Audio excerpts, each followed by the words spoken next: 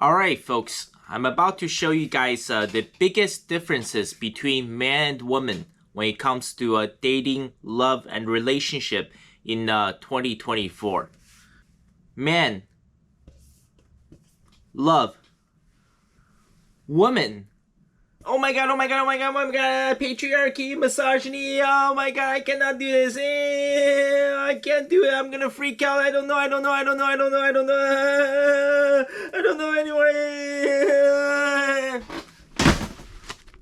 Money. I want to cover the differences between the political left and the political right. However, there are so many differences on both sides, and I don't want to make the video extremely long, so I want to focus on one point. I want to focus on ugly man versus ugly woman. And also, just a side note, I want to congratulate Team USA for edging China in the Paris Olympics. Once again, you guys are going home with the most medals overall in Paris 2024. So congrats to Team USA for edging China. So on the political left, they want to make everybody equal. Or they have a new modern term, right? They call this new thing equity. However, on the political right, everybody on this side of the spectrum believes that everything should be based on meritocracy and everything should be based on individual justice. Listen, the world is not fair. How can you make everybody in this world equal? For example, I want to be just like Taylor Swift or Ariana Grande or Olivia Rodrigo. How is that possible? I want to menstruate like women. I want to be able to get an abortion. How is that possible? See, this is where you have a major issue. Can't you see that? Transgenderism started with feminism. Because according to modern feminists, women can be equal to men. How can women be equal to men? Do you think it's okay for a man to punch a woman in the face then? Is that a weird stretch thing? Because a woman openly punch a man in the face all the time. And domestic violence is not just a one-sided issue. I can guarantee you that over 90% of men will become victims to domestic violence. I'm going to bring up the show Friends, right? You see the 6 main characters, right? Jennifer Aniston, Lisa Kudrow, Courtney Cox, David Schwimmer, Matthew Perry, and Matt LeBlanc. So listen, for the female side, if you're born with similar facial structures as Rachel Green or Jennifer Aniston, then you can get away with pretty much anything in life. Pretty much you can just coast through life on easy mode. You don't ever have to do anything. I mean, at the very start of the series, in the very first episode, Jennifer Aniston, right, Rachel Green, she had absolutely nothing going in her life, but she could have married a orthodontist, Barry, and she could have become his trophy wife. I'm serious. If you look like Olivia Rodrigo or Ariana Grande or Victoria Justice or Anna de Armas, literally within hours of starting your own social media account, you have thousands of simps sending you direct messages. You'll have people buying you flowers, cars, all kinds of gifts. You'll have guys that's probably willing to pay you $10,000, $50,000, $100,000 just for your feed pictures. You don't have to do anything in life to succeed financially. However, the same thing cannot be said for the average-looking woman or women who are below average-looking. For example, Janice. And honestly, I don't think Janice is all that terrible. It was just her demeanor. It was just her laugh, the way she talks. The oh my god, Chandler Bing. I think if it wasn't for that, Janice is not really a bad young lady. And she's probably the typical average, normal 25-year-old you will find anywhere in New York City. But let's just take an example, right? If a young Janice and a young Rachel Green walks into a bar, guess who is going to be getting all the attention from all the guys? It's going to be Rachel Green. Life is not fair. Ladies, if you're ugly, you're ugly. Accept it. Stop talking about inner beauty. Men don't walk around with x-rays and go like, oh, look, I'm looking for inner beauty with my x-ray. Then, oh, look, I'm scanning this woman. She's ugly on the outside, but look, I see inner beauty.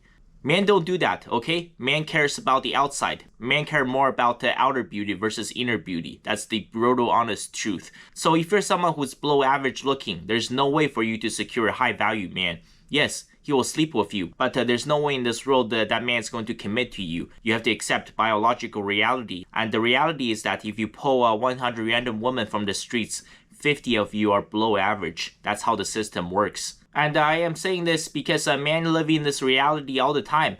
If a man is ugly, the only way that he's gonna be able to get women is that he has to make a lot of money.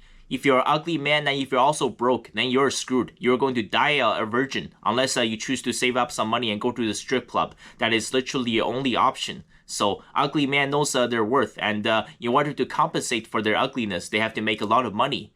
Let's say I told myself that the greatest dream I have in this world is that I want to become the greatest NBA center of all time. Well, if that is actually my childhood dream, then honestly, I'm so full of shit, then both of my eyes are brown, because that is never, ever going to become a reality. This is why you cannot make people equal. How can I be equal to Shaquille O'Neal? Some people are born blessed. If you're born as a 6'7" Chad that is full of muscles, and you have the facial features of Michael B. Jordan or Brad Pitt or Tom Hemsworth, then from the age of 13 on, you will be able to sleep with an unlimited woman without barely putting in any effort. However, for the average looking guy, unless you can find success financially, no woman will ever look at you. Life is not fair. The Chads and Tyrones will always get to sleep with over 90% of the women, and the average modern man will always have to try to pick up the leftovers. Let's say, growing up, I wanted to become any kind of a professional athlete, right? It could be any sport. It could be soccer, could be basketball, could be volleyball, could be high jump, could be swimming, could be sprinting. And let's say another child who grew up in Norway had the exact same dream. And this guy's name is Erling Haaland. It doesn't matter how much work I put in every single day growing up. I could be training for 14 hours, 16 hours, 18 hours a day, non-stop, all year round. I could start training at the age of 4. And it doesn't matter how much work I put in. It doesn't matter what sport I choose. Erling Haaland will always be better than me. He will be better than me at soccer. He will be better than me at basketball. He will be better than me at football. He will be better than me at swimming. He will be better than me at every single track and field event. I'm sorry, life is not fair. Some people are just simply born with more talent. Some people have more luck. Some people are simply born more attractive than you. Some people work harder. Some people are lazier. If someone who is really, really dedicated to building their career, to building their craft, and they're working 84 hours a week, why should these people who are hardworking, who are dedicated, be getting paid the same amount of money as some lazy bum who wants to sit on his ass and play video games all day and is constantly skipping his normal shifts, and he's only putting in, let's say, 30 hours a week? That is why there can never, ever be equality in this world. You have to understand that. It's not just equality between man and woman. Siblings are different. Cousins are different. Twins are different. Best friends are different. And we should celebrate those differences.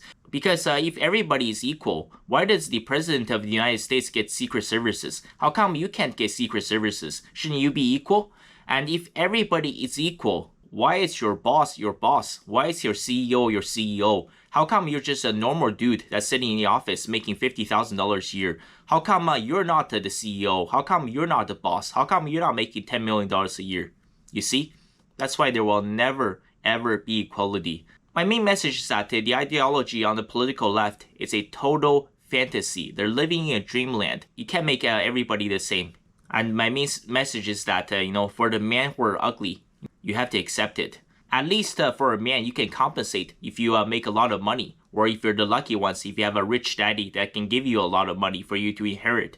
But ladies, this is where you really need to accept reality. It's unbelievable how many modern women out there thinks that they're 10s, they're 9s, they're 8s. I'm sorry, 50% of you are below average. Accept the reality. Stop talking about inner beauty. Stop talking about the equality. If you look like a Lizzo or Hillary Clinton or Nancy Pelosi or Elizabeth Warren, if you walk into a bar, nobody's going to look at you. However, if Victoria Justice walks into a bar, within seconds, she will be surrounded by every single guy at the bar, and every single guy there will be buying her gifts. They will be buying her drinks. They'll be trying to get her number. They'll try to start a conversation. They will try to raise her up.